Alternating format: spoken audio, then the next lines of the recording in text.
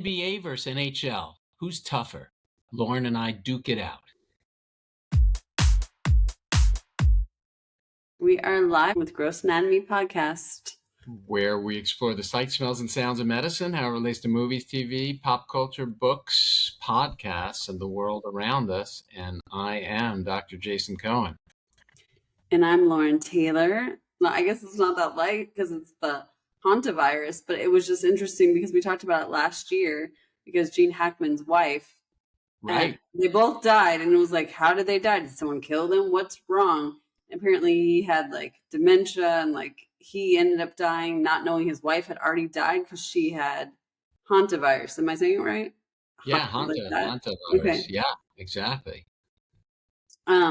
Anyway, so it's in this cruise ship now that started, I guess, in Argentina, and there was 150 people aboard and 3 people died. And nobody wants the ship because apparently there is proof that it's this one variant, the Andes virus, can spread person to person. And they're not sure how these people, got this virus. I was listening to this report, and this doctor said that you don't need to be as alarmed as if it were like COVID or something. It can't spread that easily. It has to be serious person to person contact for prolonged period of time. But I guess people are still panicked because of COVID, and you hear about 3 people dying on a cruise ship. You're like, I don't want it to dock here. Yeah. So I was wondering, as a doctor, when you hear about these things, do you worry more about pandemics since COVID? If you heard this story, do you think anything, or you just think they'll take care of those people and that's that? Yeah. Oh, that's a cool question. I like that question, Lauren. Yeah, actually, way back in the day, one of the things that interested me in medicine was infectious disease, and not like COVID virus, and not like viruses and things like that, or HIV, which is a big part of being an infectious disease doctor. But what excited me was, the really, the cool, crazy parasitic infections and things like that. So in my mind, I hear about this and I'm thinking, cool. I hate to say, I hate to make it sound like, this is cool stuff. I'm really intrigued, and I think infectious disease and all that is really interesting, like the movie Outbreak and all that stuff. So for me, I don't know, other than me thinking, wow, this is cool. Which is kind of morbid and weird and strange and geeky a little bit. I don't know what other thoughts I have. That's out on it a little bit. Okay, that's interesting. That's not what I thought you were going to say, but that makes sense because I guess cool is a different. You could also say passionate. You need doctors to be interested in this stuff, to want to study it, to get in there, to not be afraid of it. Yeah, I think it's totally fascinating stuff. And the interesting thing is I'm reading the book.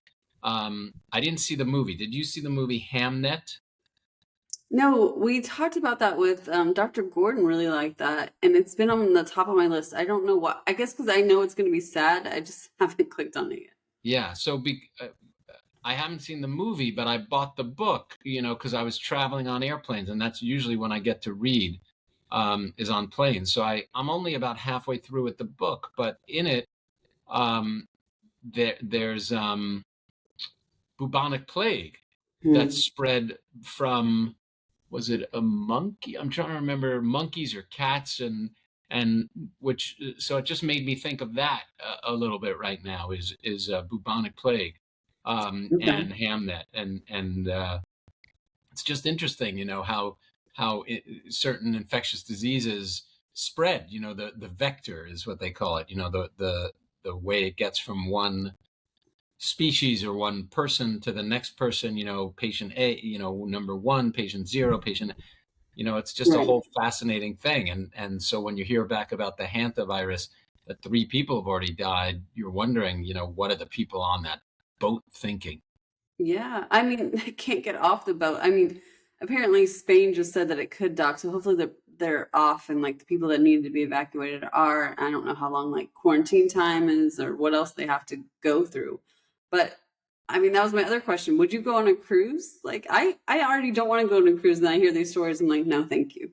I've never been on a cruise. Have you? No. Yeah. And part of me, I'm kind of mixed about going on a cruise. This doesn't change my desire to go on a cruise or not. My reasoning for not wanting to go on a cruise is I don't want to be like a lot of cruises feel like, you're in like a Vegas, but on a boat. Like I don't Hmm. want to be in Vegas on a boat. So like maybe a smaller, intimate, more exotic kind of cruise, maybe, Yeah. but this doesn't, deter me from wanting to do a cruise. Um, you talked about your reading. I'm watching the NBA playoffs. What So are we're those? gonna go. You've been to a Lakers game. You know who LeBron James is. I know you know that much. I told you my LeBron story, didn't I? What? You didn't know who he was, right? When you went to a game? Years ago, yeah, when he was still on was he on Cleveland? I'm trying to remember. He was on Cleveland, Yeah. maybe. Yeah, that's who they were playing. The Lakers were playing Cleveland, and my partner at the time used to get all these amazing tickets, and he's like, "Jace, you want to come?" I'm like, "Yeah, yeah, sure." He's like, "LeBron." I'm like, "Who's LeBron?" And he looked at me and he regretted inviting me. But at that point, I had already committed, and he was like, "Why the heck did I invite this idiot to the game?" But Yeah. did you watch like kind of in awe? I'm in awe. Like yesterday, so there one of the Lakers players, his last name is Vanderbilt. I mean, there's crazy injuries. I don't know if this interests you as like a doctor, but like injuries and recoveries, that's kind of what I want to talk to you about. Yesterday, I don't know about this guy, but Vanderbilt, he slapped his hand on the backboard, Yeah. and his finger like his pinky isn't, I don't think it's attached to his hand. He was in Nice. so much pain, it was crazy. And the bench like couldn't even nobody could look at him. It was just his hand was so like they had covered it with a towel. And I mean, I'm not sure if he'll be back soon or not, but like they're sending doctors, and I know that they've sent an F1 player to Spain for treatment now because I guess they're just better at treating sports injuries there. Like Pinkies, they're better at pinkies. I think hands, Huh. Achilles tendon, like this player Right. you probably don't know, but his name is Jason Tatum. He's very famous. He's on the Boston Celtics. You know why he's famous? Why? Because his name is Jason. Because not because he won a championship, but because his name is Jason. He's Exactly. famous, and he's also famous because he just came back. It only took him 10 months to recover from Achilles tendon surgery, and Mm, usually it's like over a year. So he went to see a doctor in Spain. Are you? nice. Have you heard about that? Any like people traveling? Spanish doctors, no, but I remember the football guy who went to the Jets had that stepped on the field and ruptured his Achilles tendon. That was a couple of years ago, and I think he was like he was going to be like the great savior for the Jets. I'm blanking on what his name was. Do you know who I mean? Mm-mm. Yeah, I'm not a big football person. I don't but know. there's a really funny. I don't know if it's on TikTok or Instagram that my friends have all been sending around because my friends are all big sports fans, and that's always my joke with my friends. Is I'm always like, "Yeah, guys, sports, yeah," and they're all huge sports fans. So we Mhm. have this group WhatsApp group, and part of the group is talking about all the different playoffs that are going on or the great games that are going on. But so someone's sending around. Um, Again, I don't know if it's TikTok or Instagram.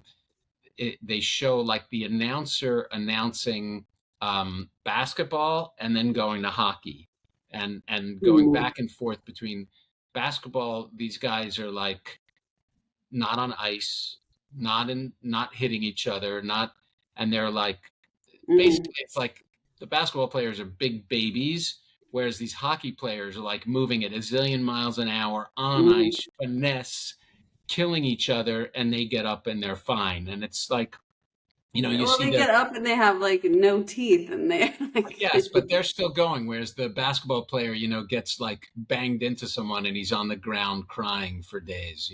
And so it's this ongoing, funny thing about, the difference between the two sports. oh, I didn't know that. As the avid basketball fan, I would have to disagree, but I see what you're saying. I But guess you maybe always I don't see, like like in hockey. basketball, like when a guy is blocking, and he falls down and he's like, Yeah, there, oh, or like, there's so much acting in basketball, it with the is because they're injuries. yeah, they want that foul call. I'll Right, I'll agree. Sometimes it's like real theater, like it's theater. It's total theater. yeah, that's not my favorite part about basketball, but I could see why they Yeah, might say that for sure. yeah.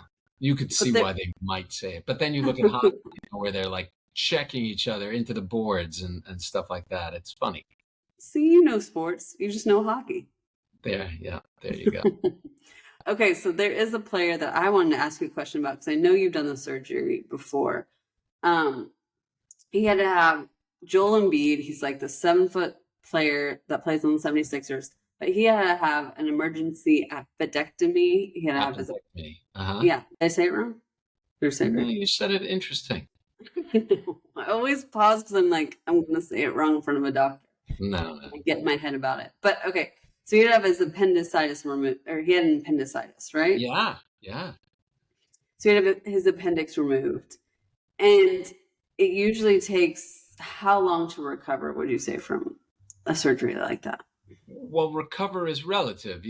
Theoretically, these days we're doing appendicitis surgeries kind of even as outpatients. If it's not terrible, a patient could even theoretically go home the same day. And then what I tell everybody is you could be back to regular activity right away, long walks up and down stairs, light chores, go to the movies, go to dinner, go shopping. But what I tell everybody is no working out or heavy lifting for 2 to 6 weeks, kind of just depending. Okay. Um, is typically what I tell people. I often try to give the worst case scenario, but then I say, based on how you're recovering, when I see you a week after surgery, we start the negotiation process. Okay. Because he was back to playing basketball, which I know it's not hockey, but it is like they are punching you, they are trying to Yeah, get the ball. It is hardcore, like yeah, it's a playoff time, like it's yeah. all out. So he was back to playing like 17 days after surgery, which apparently had complications because he was in the hospital for a few days. Mm. So After or before? I guess during surgery, Oh, it was during like an surgery. emergency surgery. I think he was in Uh-huh. the hospital for a few days. Something about complications, but he was back on the floor playing full out 17 days after surgery. And then he had something that looked like a back brace just like over, I guess, where they would have done the surgery. I guess I don't know Like how a that would binder. even protect Like a him. binder, just to kind of Yeah. keep everything tight and snug. Yeah. For What would that support, even I think. More about support and help with pain, to take the pressure off.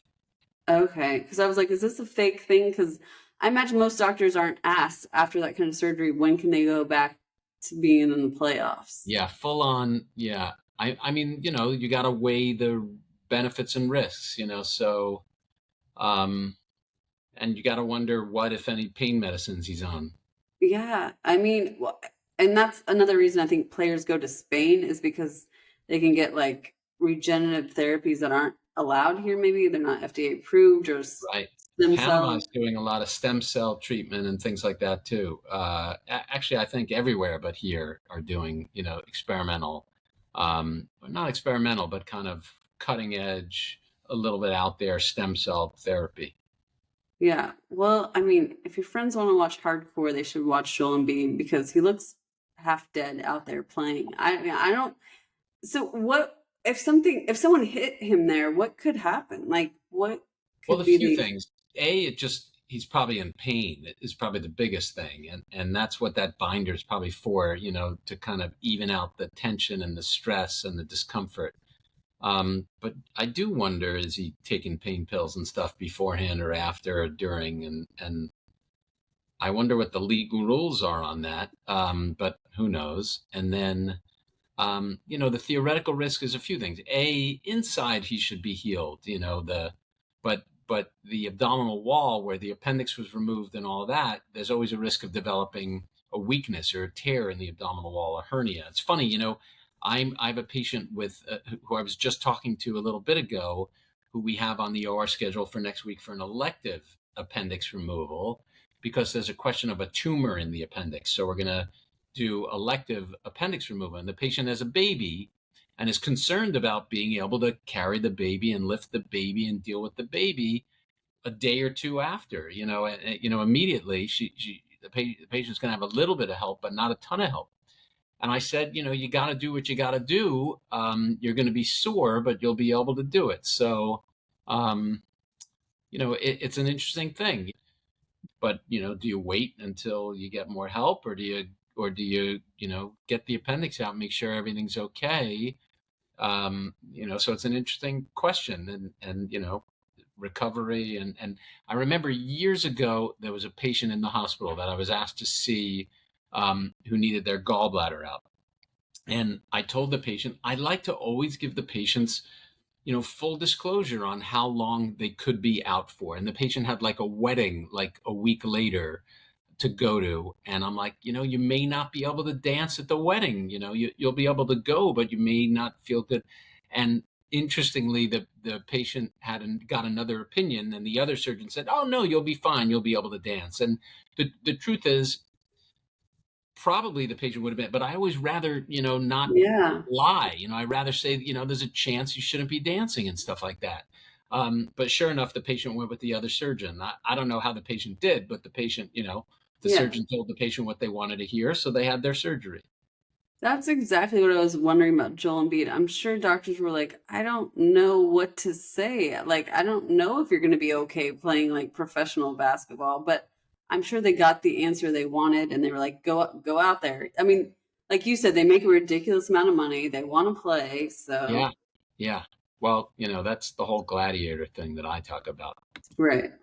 Um, all right, so that's interesting. So he could develop like a hernia, possibly. I think that's the main thing, possibly a hernia. The other stuff is, I mean, theoretically, you could hurt something inside and get an infection, or something like that. But Yeah. I think I think 2 weeks out, 2+ weeks out, you're probably okay from Okay. that standpoint. Yeah. But basketball, these guys are really going at it. So, it'll be interesting to see how he is. I'm sure we won't find out how he is in the off season, and what's really going on with him. But No, I mean the crazy thing is, like he always has something crazy happen to him. Joel Embiid, he played with Bell's palsy one year in the playoffs. Like his, like eye was droopy. Like it was in. I had such trouble watching those games. It was like really, because I just felt like so bad for him. But he played with Bell's palsy. Yeah, wow. Well, that that was yeah, nuts too. All right. Speaking of sports, what sport do you think is the best for longevity? I feel like you're going to nail this one. I think it's racket sports. It I think there was a is. whole study about that I heard about it. I think. There it is, and I was like, because your wife plays tennis, so I figured that's why you knew. Yeah, no, for some reason I think someone showed me. It may have been she that showed it to me. I don't remember, but yeah, supposedly racket sports, but even ping pong, right? I think there's something. All racket sports are supposedly good, aren't I they? think it's good for cognitive health, but tennis in particular is supposed to like. There was one study in Denmark that said people that play tennis live like 10 years longer.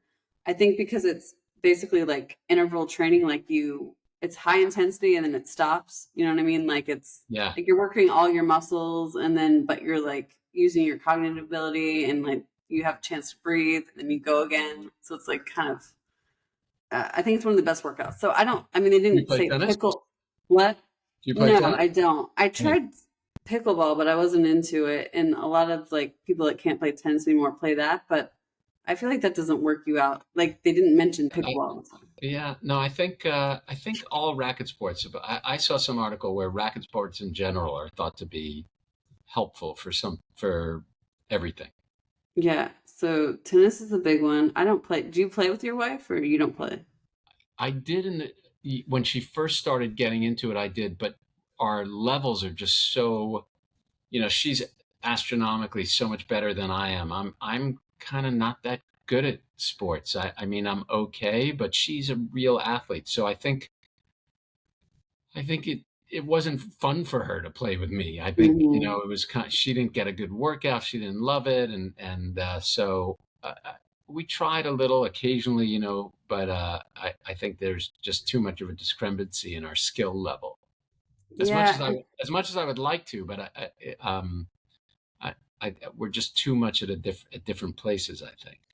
Yeah. I think that's why I'll probably never get into it. People seem very like competitive, or like nobody wants to play for fun. And yeah. Right. And that's the other thing too, is I'm an anti-competitive guy. Like when it comes to sports, like I, I think it's all my weird insecurities growing up and everything. But I'm anti-sport because I think it's like peacocking and grandstanding and and all of that. So and to me it just highlights my, here's my therapy session. It just highlights my insecurities when I play sports, especially with people who are into it, who are much better than I. Like it'd be one thing Yeah. playing with people on my level where we're just kind of having fun and goofing around, then it's great. But once it starts getting competitive, it really turns me off. I'm completely with you. That's like my limited time in pickleball. Like they were so ridiculous. I was like, I don't want to. This isn't Yeah. fun. Yeah. Stupid game. In fact, my wife and I went to this pickleball clinic thing, like a 2-day pickleball, serious like lessons clinic with like serious pickleball instructors and everything. And they make you play and do this like tournament where if you win, you go to the next court, the Yeah. higher level. If you lose, you go to the down court to the lower level. So I said to myself, and I started like at a middle level, and I said to myself, I'm going to deliberately, I didn't tell Bernice this, I'm going to deliberately lose. I'm going to pretend to be trying, but I'm going to deliberately lose to see how low I can go. And I made it to the worst level. And then I kind of just played around with them. And it was, and, and I was still deliberately losing, but I was having fun playing my game within their game. And nobody knew that I was trying to lose to see how low I could go. So it was really fun for me. And probably Bernice will be pissed if she hears that from me, but that's what I did.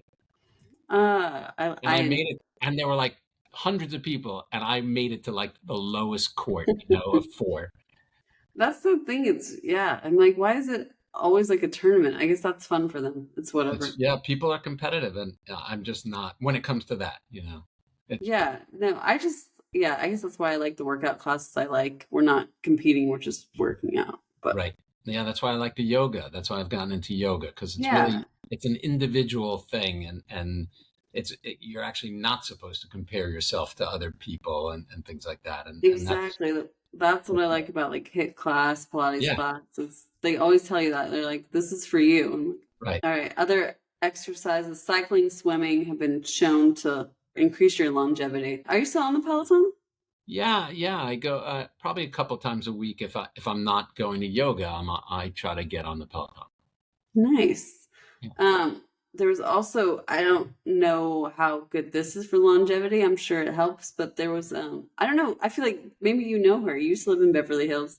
There's a jump rope queen of Beverly Hills. She's 82 years old. Do you know who she is? No clue. Never even heard of her. She's adorable. The New York Times just did a whole like profile on her. She apparently holds the Guinness World Record for, I guess, probably the oldest person to be able to jump rope for a minute straight. Wow. She does that like every day. She does Instagram videos. She has like 200,000 Instagram followers. I'm sure it's a lot more now after this New York Times piece. But she just like wants to encourage people at any age to get out there. She used to be like, she was apparently in a Martin Scorsese film. She was in Jump Roper. She was in some movies. But now she's just Jumping Rope. Famous She's jump in the rope. movie Jumping Rope. Is there a movie called Jumping Rope? No. I mean, was she jumping rope in the movie? I don't think so. This is like a newer thing. So her husband, died, but he had like dementia. So she just started doing this every day as a way to like, help her get through the day. I always envy those people who could like do the cool looking jump rope, like. Yeah. Like I could. No, but apparently this woman goes to schools, and I don't know if like kids do their routine for her. Yeah, I mean that you need multiple people, right? Like those. No, just by yourself, but doing it fast. No, I can't. But it seems like a great workout. Yeah, it does seem like a cool workout. Like I remember friends and athletes, like boxers, they do it. It just seems cool. But yeah, that's true. Yeah, not me. All right. Well, this woman's name is Annie Judas, if anyone wants to look her up. So she seems like she encourages everyone, even if they think they can't jump rope, to just try it. And she says, like, usually when people try it, they start smiling like a little kid, realizing they can jump rope. So I thought it Yeah, was I cute. could jump rope like pathetically, like bum bum Me bum. too. Yeah, but I don't even know now if I could do that. Probably I can't. I And know. it's funny when we do our sculpt yoga classes, there's always like a cardio part to the class. Mhm. So and part of it is they do a little bit of jumping jacks. I don't do the jumping jacks because I'm always worried like the jumping, especially It if I'm not focused, I'm going to hurt my knees. it Every can be time I hard on your knees. hurt Yeah. my knees, so I stopped doing that. Yeah. I mean, our instructor will never, if we ever have to do jumping jacks, usually gives like people with bad knees something else they can do. So the last thing I wanted to say was there was this article. I know we're not talking about the pit, but maybe I had saved it because we were talking about the pit in a previous episode. Um, but I'm going to tie it into this. If you want to live longer, besides those sports, you can also, the ER docs want you to avoid these things. I mean, they're not going to kill you, but they could seriously injure you. These are the 6 like top injuries ER docs see. I bet you can guess a lot of these. One is don't slice an avocado in a hurry. And I have two friends that had to go. They had like deep wounds from cutting avocados because people turn the knife into their hand instead of like away from their like That's funny you body. say that. Today I saw a patient today who I was taking a history, what previous surgeries have you had? And this particular patient today said, slicing an avocado, I sliced my hand. Yep. It Yeah. could be serious. The bagel is the other slicing thing. My uncle, I Yep. remember hearing a story when he was a kid, he sliced his hand slicing a bagel. So I'm always paranoid when I slice a bagel. That's exactly what this doctor said. Or a bagel. He said that's very common too. Yeah, To bagel. see a Bagel's lot common. of injuries. But apples, I think too. People cut apples funny also. Have you ever seen people who cut the apple with the knife towards them? It always is weird. Yeah. I feel like there was some movie where they cut the whole thing like an apple in a perfect one peel. What Right, was the exactly. movie? I You don't know, but know? I kind of know what you're talking about, and it's kind of cool. It might have been Meg Ryan and something. I don't know. I, I don't know. Anyways, I always thought that was scary because I'm a little scared of knives, so I'm not gonna let that happen to me. Yeah. All right. 2, don't trust a trampoline. Ooh, trampoline. Our docs say they're a broken bone factory. They But see they're probably fractures. good. But I think trampolines are good for the heart too, and jumping like that, I think is good for health. Probably. I mean, I think they're talking about the big ones. You know, like where Oh, at multiple those kids can be amusement on parks, them. at those fun places, Yes. those They're jumping. talking about like probably ones you don't usually see in LA because people don't have that big of a backyard. But Right. like, We used to have trampolines with it for our kids growing up, big ones, and we used to play all the time on them. And luckily, no one got hurt. But that was a big thing with our kids is having. We always had a big trampoline in our backyard. oh, you didn't? No one got hurt?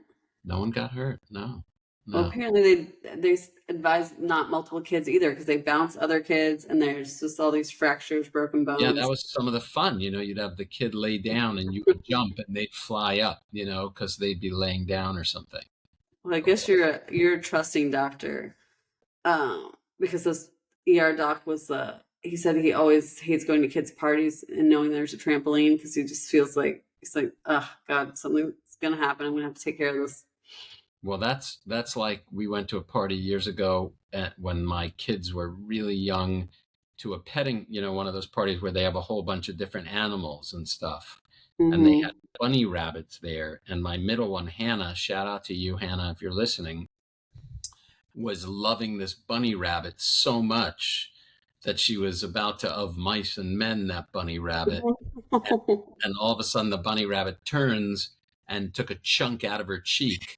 And we had to take Hannah to get stitches.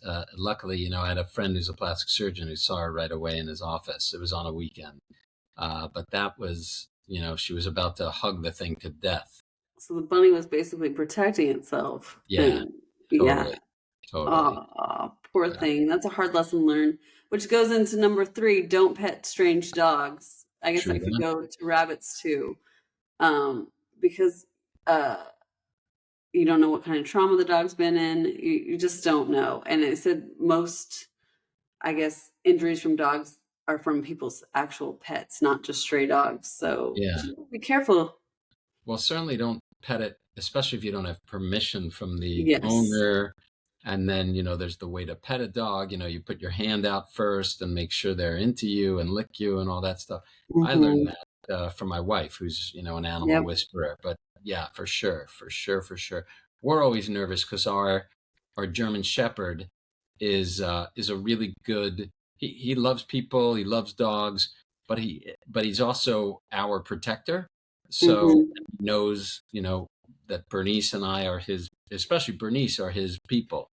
So if ever there's like any kind of perceived threat to her, Yes. he'll Hmm. he'll not be happy. So, Yeah. sometimes we get nervous when someone comes it right in, because he's so friendly, but yet, he could be like, what is this person doing? Right. And he just has his own instincts. I Right. mean, yeah. Yeah. Yeah. I get that. Yeah. One of my dogs is like that, especially with other dogs. He doesn't trust other dogs around us sometimes. So Yeah. yeah. Um, don't ignore sudden symptoms is number 4, which we talk about on the show too. If in doubt, get it checked out, especially if you have chest pain or any kind of paralysis. Anything Um, weird or wacky, get it checked out. Totally, yeah. totally. Yeah. And if you're having some heart attack or stroke symptoms, they also recommend not driving yourself to the hospital. You want to, be in an ambulance where they can help you. Probably a better move. Yeah, for sure. Right. Yeah. Don't ride without a helmet. I don't know if you've ever seen anybody with any brain injuries from not wearing a helmet. Yeah, it's crazy. That reminds me of when I was a resident at Downstate, Kings County in Brooklyn. We saw a lot of trauma, and a med student at the time on our service, this really good guy, was planning on going into OBGYN. He was a medical student, and I think he was rotating on our trauma surgery service. And in comes an ambulance with a patient who is basically who had been on a bicycle, I think, or without a helmet, or maybe even with a helmet, but or a motorcycle. I don't remember if it was a bicycle or motorcycle that basically came in brain dead. And that person, it turned out, was this medical student's mentor in OBGYN. And uh, um, needless to say, he wound up not going into the patient. I don't think made it, and interestingly, he wound up going into surgery.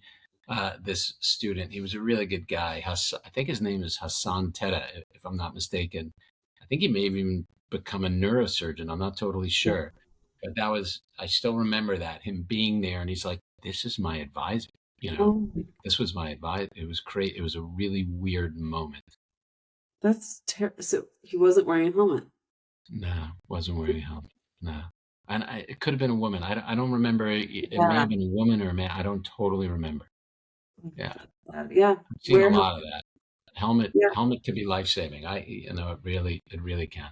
Yeah. They say, even those like scooters, bikes, wear a helmet. Oh They yeah. don't want to see you in the ER with those brain injuries. Even though I don't always like if I'm riding a bike, I don't always wear a helmet. Like if I'm I know I'm guilty of that too because we have cruisers that so they guilty. rarely go that fast, but So yeah, guilty. Yeah, yeah, totally guilty. I'm Yeah, guilty. guilty.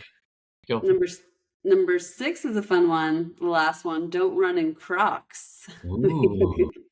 I guess Ooh. especially during the winter, people just go out in their Crocs on the ice, and there's, I guess, recently been a lot of this past winter injuries to Oh. ankles, Probably slipping feet. clogs. Probably Yep, clogs too, for that matter. yep, yep, And I yep. and I wear my clogs all the time, and I run in them too, which is probably stupid.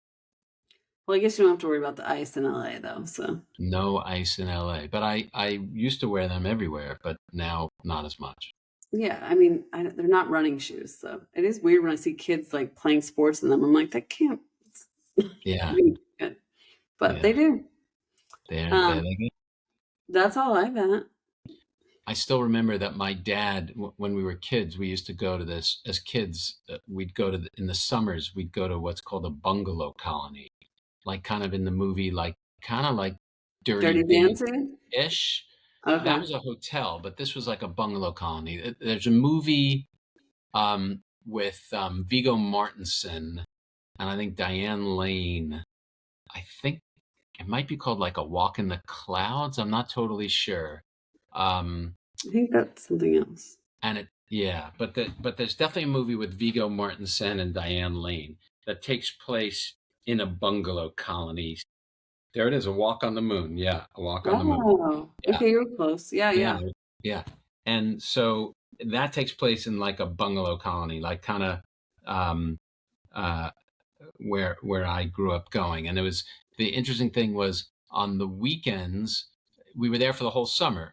On during the week, it was just the kids and the moms because the dads worked, and they would be uh, during the week they would be in the city work or wherever working, and then they drive up on the weekends, and that was kind of every family, almost every family. Like occasionally, for a week or two, the dads would take off and stay longer during the week, Mm. but for the most part, and that's what the movie's about: Diane Lane having an affair with Viggo Mortensen because the husband's away, Ah. and but um, on the weekends, all the men would there was always like the weekend man softball game, and my dad was always the pitcher, and it was so 70s, it's crazy. He'd be in like these crazy checkered ridiculous shorts, maybe not even a shirt on, and like a what do you call what a lanyard headband that my sisters made,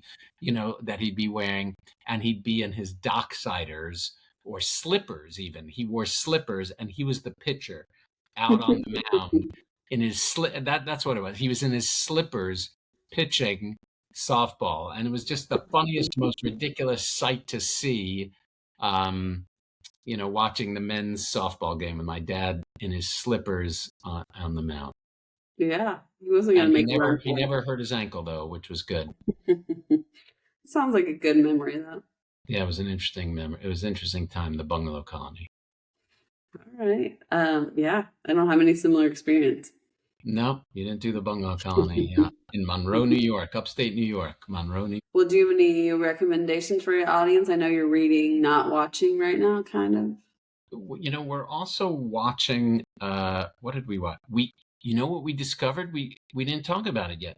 We discovered the prequel. Did we talk about the prequel to Game of Thrones?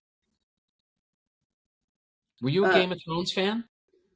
yeah, obviously, A Night of Seven Kingdoms. Yeah. Did we talk about I that yet? told you to watch that. Are you We kidding me? watched it. I We watched it. told you to watch it. How long ago did you tell me to watch it? I don't know, like a month ago. Yeah, so maybe that's why because somehow it was in my brain. So You know I'm a Game of Thrones fan. right, yeah, I knew that. So what did you think of it? I loved it. We binged the crap out of it.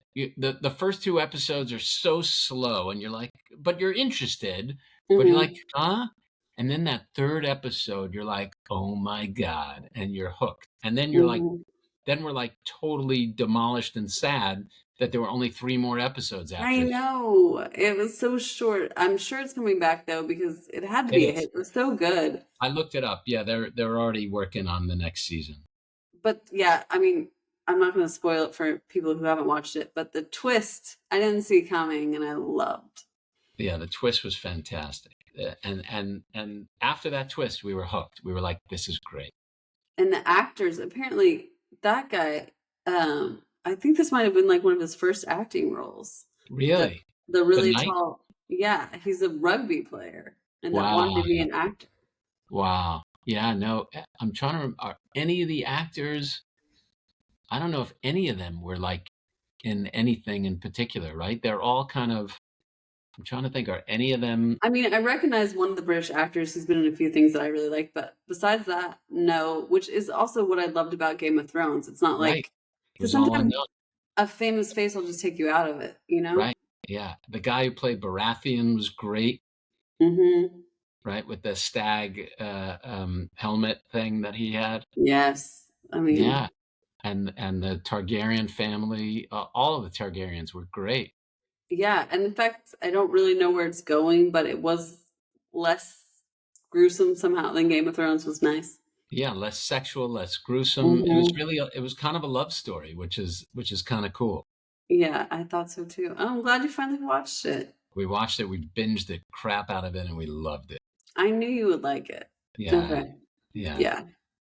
I liked it too. All right. Yeah. Well, that's a recommendation for people that haven't watched it. And I've been telling everybody to watch it. Okay. Good. Yeah. I'm glad. Yeah. Anything else, Lauren Taylor? Oh, there is something else. I just found out that there so I know that you love The Bear as much as me. So on Hulu, the guy that plays Richie and the brother that John Barenthal, the actor, he plays, Richie's best friend that kills himself, the cousin. Dog Day Afternoon. Yes, well, they're both in Broadway together, so Dog you know Day that. Afternoon, the remake, the play version of Dog Day Afternoon. Has it come out yet? So that's on Broadway. They're in Broadway together, but they also wrote an episode that's like, I guess you could say it's a prequel to The Bear. It's just a one-off episode called Gary, about where those two characters travel to Gary, Indiana. It's on Hulu, so I'm gonna check that out. Wow, will you text that to me so I remember? Yes, I will. Amazing. Well, thanks for joining us, everybody. We hope you enjoyed this episode, and we love your feedback, comments. Find us on Instagram, find us on TikTok, find us on our website, grossanatomypodcast.com. Thanks, everybody. .com. That's it for this week. Thanks for listening to Gross Anatomy, and be sure to subscribe to our podcast so you can check out more episodes on the evolving sights, smells, and sounds of medicine. Gross Anatomy is not intended to be a substitute for professional medical advice, diagnosis, or treatment. Always seek the advice of your physician or other qualified health provider with any questions you may have regarding a medical condition.